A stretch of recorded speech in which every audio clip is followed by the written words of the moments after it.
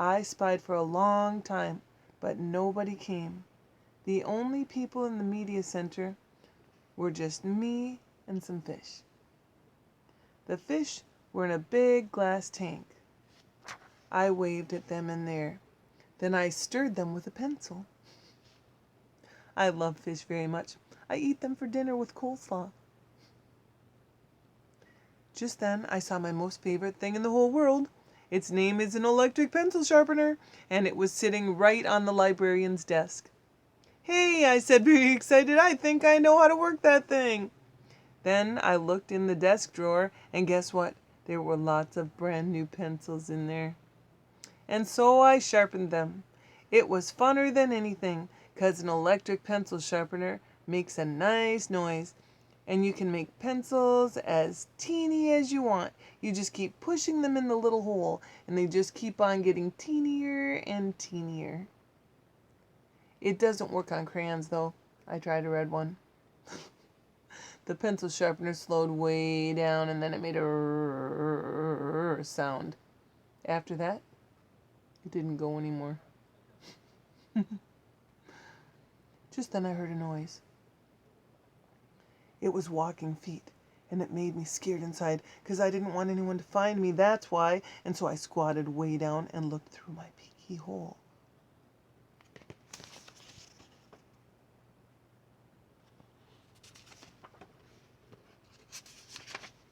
Then I saw a man with a trash can. He was singing "Somewhere Over the Rainbow." Somewhere over the rainbow. That's a song I know. It's from my favorite movie, which is called The Wizard of Oz. The man with the can didn't see me. He walked down the hall. Then I heard him go outside. I stayed squatted down for a long time, but he never came back. "Whew, that was a close one," I said, and so then I ran to find a better place to hide. 8. The dangerous nurse's office. Guess where I ran to? Straight to the nurse's office, of course, 'cause there's those little plaid blankets to hide under. There's other neat stuff in there too, like a scale to weigh yourself and a sign with a giant E and other letters. The nurse uses the sign to test your eyes. She points to the letters and you have to yell out their names. You have to yell the E the loudest. That's how come it's so big. And guess what else I saw in the nurse's office?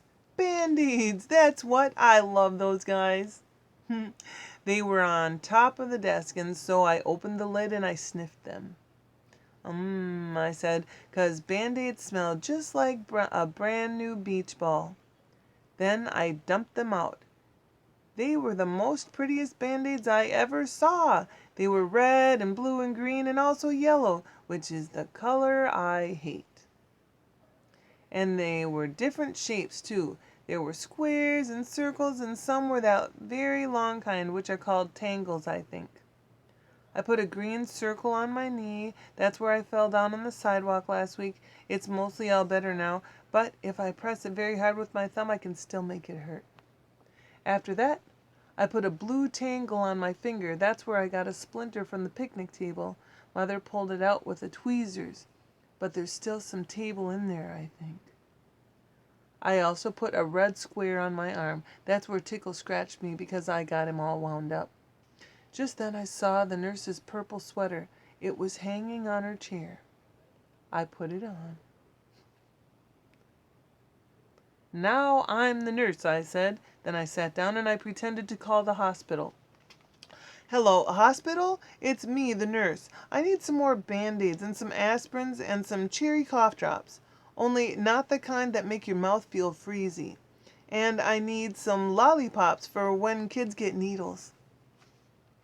And also I need a little stick or something in case I have to touch that in case I have to touch that dangly thing that hangs down in your throat." Then I pretended to call room 9. "Hello, missus?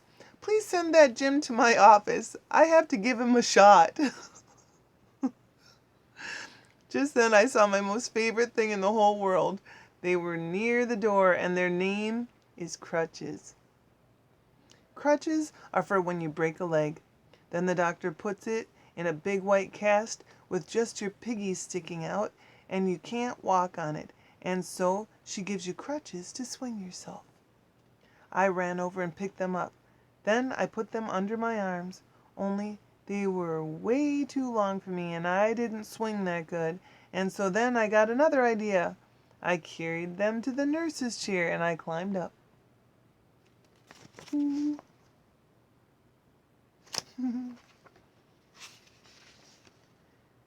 And I climbed up there so I was real tall. And then I put the crutches under my arms and they fitted just right. After that, I stood on the edge of the chair and I leaned forward very slow, except then a terrible thing happened. The chair was on wheels and it rolled away from my feet and I got stuck on the crutches way high in the air and I was very dangly. Up there. "Hey," I shouted, "get me down from here." Then I wiggled around and one of the crutches slipped and I came crashing down. And banged my head on the desk. "Ow!" I yelled. "Ow, ow, ow!" Then I picked up the phone again. "I quit this stupid job," I said. Then I ran out of there very fast, because the nurse's office is a dangerous place, and crutches aren't my favorite thing. 9. Zooming speedy fast. I like running inside the school. It's funner than running inside your house. In school, you can zoom with your arms out like a jet plane and you don't knock over the furniture. And also, the head doesn't get broken off your mother's bird statue, which used to be a blue jay, I think. I zoomed straight to the cafeteria because there's a lot of tables to hide under in that place. Only when I tried to open the door, it was all locked up. And so then I ran to another room across the hall, only that stupid door was locked too. "Hey, who did all this dumb locking?" I asked. Then I started jiggling up and down because I was having a little bit of a problem, that's why, the kind of problem that's called personal. And it's about going to the potty. And so all of a sudden I had to run down the hall speedy quick right to the girls' bathroom, only guess what, when I got there that stupid door wouldn't open either. And so I kicked it and I hanged on the handle because I weigh 37. "Open up and I mean it," I yelled. But the door kept on staying shut. It's emergency," I shouted. And then all of a sudden I remembered about that boy I can beat up, 'cause he had emergency too, and he got to go in the boys' bathroom. So I zoomed across the hall and I pulled on the boys' bathroom door, but that dumb thing was locked too. "Stupid, stupid doors!" I hollered. After that, I started to jiggle up and down very fast. "Oh no! Now I'm gonna have an accident on my skirt that looks like velvet!" Only just then I remembered something else about emergencies, because Mother told me what to do if I ever needed help, and its name is call 911. And so then I ran back to the dangerous nurse's office, 'cause that's where the phone was, of course, and then I picked it up and I pushed the 9 and the 1 and another 1. "Help! This is emergency," I yelled. "All the doors are locked in this place, and now I'm going to have a terrible accident." Then I heard a voice on the other end. She said for me to calm down. "Yeah, only I can't, 'cause I'm in big trouble and I'm all by myself and I need help real bad." Then the lady said to calm down again, except for I couldn't stand still, and so I just hung up and ran right out of there. And I just kept running and running till I got to the big doors at the end of the hall, and then I run right outside, 'cause maybe there might be a little toilet out there or something. Except I didn't see one. All I could hear was sirens. Loud sirens were all over the place, and they kept getting closer and closer, and then a big green fire truck came zooming right around the corner, and a white police car, and a fast red ambulance, and guess what else? They turned right into the school parking lot. And so I stopped jiggling for a second, and I sniffed the air, only I couldn't smell any smoke. Then I heard a grouchy voice. "Hey, hold it, missy," it yelled, and I got very scared inside, 'cause Missy's my name when I'm in trouble. I turned around. It was the man with the can, and he was running at me.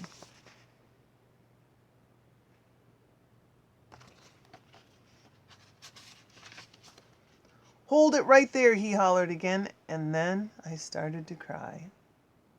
"Yeah, only that's the trouble. I can't hold it," I said. "I already holded it all I can, and now I'm having an emergency, and all the bathrooms are locked, and now I'm going to have an accident very quick."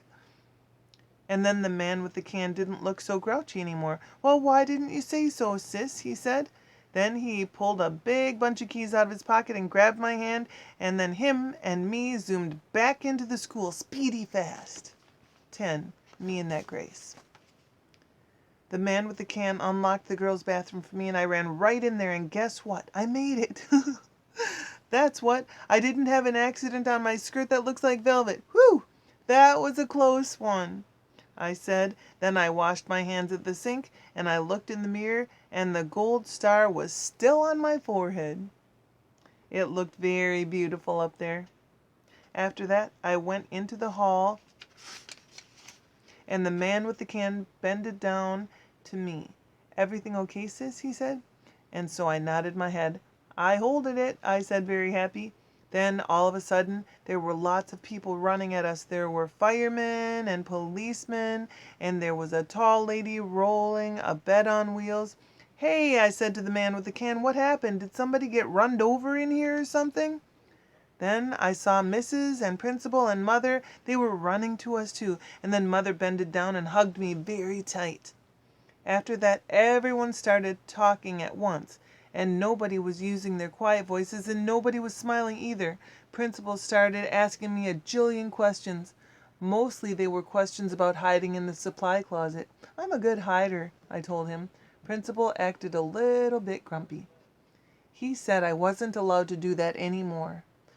"When you go to school, you have to follow the rules," he said. "What would happen if every boy and girl hid in the supply closet after school?" "It would be very smushy in there," I said. Then he made his eyes frowny. "But we wouldn't know where anyone was, would we?" he said. "Yes," I said. "We would all be in the supply closet." Then Principal looked up at the ceiling, and I looked up too, but I didn't see anything again. After that, Mother looked at my band-aids. "Did you hurt yourself?" she asked.